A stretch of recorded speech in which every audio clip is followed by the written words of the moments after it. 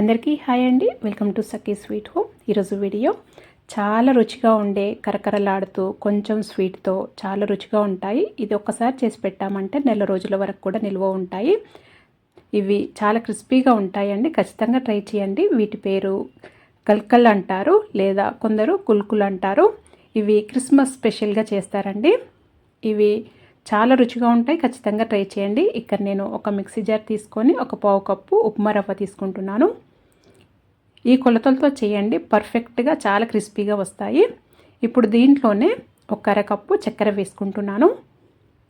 నేను వైట్ చక్కెర వాడట్లేదండి, నేను ఎప్పుడు ఇలాంటిదే వాడతాను. ఇది చక్కెరనేనండి, ఈ కలర్లో ఉంటుంది నేను వాడేది. అరకప్పు తీసుకుంటున్నాను.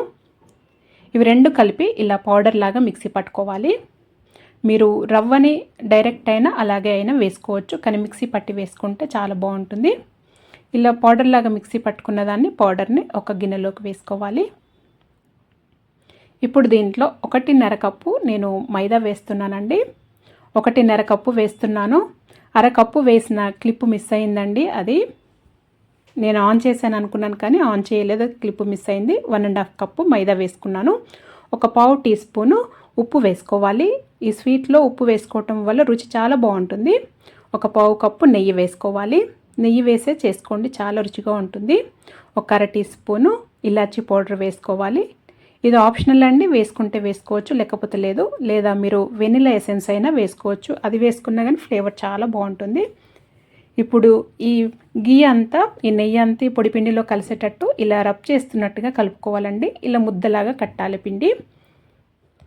పొడిపిండి అయినా కానీ ఈ విధంగా ఉండాలి. ఇలా కలుపుకున్న తర్వాత కొద్దిగానే నీళ్లు పడతాయండి. కొద్దిగానే నీళ్లు వేసుకొని ఇలా ముద్దలాగా కలుపుకోవాలి. పిండి కన్సిస్టెన్సీ చూడండి ఎంత సాఫ్ట్గా, ఎంత బాగుందో. ఇలా ఉండాలి. ఇప్పుడు కొద్దిగా పిండిని తీసుకొని నేను కిందనే చూపిస్తున్నానండి. చిన్న చిన్న ముద్దలుగా అయినా కానీ చేసుకోవచ్చు. నేను ఇలా రోల్ చేసినట్టు ఇలా చేసుకొని ఇలా కట్ చేసుకుంటే తొందరగా అయిపోతుంది. అన్ని ఇలా చిన్న చిన్నగా మీకు ఏ సైజు కావాలో ఆ సైజులో కట్ చేసుకోవచ్చు. నేనైతే ఇంత పిండి ముద్దలాగా కట్ చేశానండి. కట్ చేసి ఇలా రౌండ్గా చేసుకొని ఇక్కడ మన స్ట్రైనర్ ఉంటుంది కదా, స్ట్రైనర్ పైన మనం గవ్వలు ఎలా చేస్తామో అలాగేనండి ఇది కూడా మన గవ్వల షేప్లోనే చేసుకోవాలి.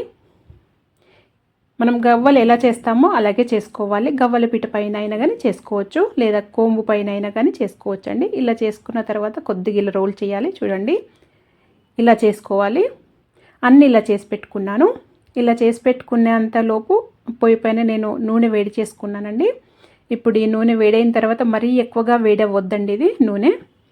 ఇలా ఎక్కువగా నూనె వేడైతే పైన తొందరగా కలర్ వచ్చేసి లోపల ఫ్రై కావు సరిగా. ఇలా వేడైన నూనెలో ఇవి వేసుకొని మీడియం ఫ్లేమ్లో ఫ్రై చేసుకోవాలి. హై ఫ్లేమ్లో ఫ్రై చేయకండి. హై ఫ్లేమ్లో ఫ్రై చేస్తే పైన తొందరగా కలర్ వచ్చేసి లోపల ఫ్రై అవ్వవు. ఇవి తొందరగానే ఫ్రై అవుతాయండి. ఇది కొద్దిగా ఈ కలర్లో వస్తే సరిపోతుందండి, ఇంకా మొత్తం కలర్ వచ్చే వరకు ఉంచొద్దు. ఇవి మనం తీసిన తర్వాత ఇంకా కలర్ వస్తాయి, అలాగే గట్టి పడతాయి. ఇవి తీసేటప్పుడు కూడా కొద్దిగా మెత్తగానే ఉంటాయండి. తీసిన తర్వాత మొత్తం చల్లారే వరకు, చల్లారిన తర్వాత గట్టిగా క్రిస్పీగా అవుతాయి. ఇది తీసేటప్పుడు మన మురుకుల అప్పాలు ఎలా క్రిస్పీగా ఉంటాయో అలా ఉండయండి. ఇది కొద్దిగా మెత్తగానే ఉంటాయి. తీసేటప్పుడు కొద్దిగా సాఫ్ట్గా ఉంటాయి. తీసిన తర్వాత చల్లారిన తర్వాతనే గట్టి పడతాయి. ఇలా మొత్తం చల్లారిన తర్వాత స్టోర్ చేసి పెట్టేసుకోవటమేనండి. చాలా రుచిగా ఉన్నాయండి. ఖచ్చితంగా ట్రై చేయండి. పిల్లలైతే చాలా ఇష్టంగా తింటారు. మరి మీరు కూడా ఒకసారి ఈ విధంగా ట్రై చేసి మీకు ఎలా వచ్చిందో నాకు తెలియచేయండి. మీకు కనుక ఈ వీడియో నచ్చినట్టయితే లైక్ చేయండి, షేర్ చేయండి, సబ్స్క్రైబ్ చేసుకోండి. Thank you for watching.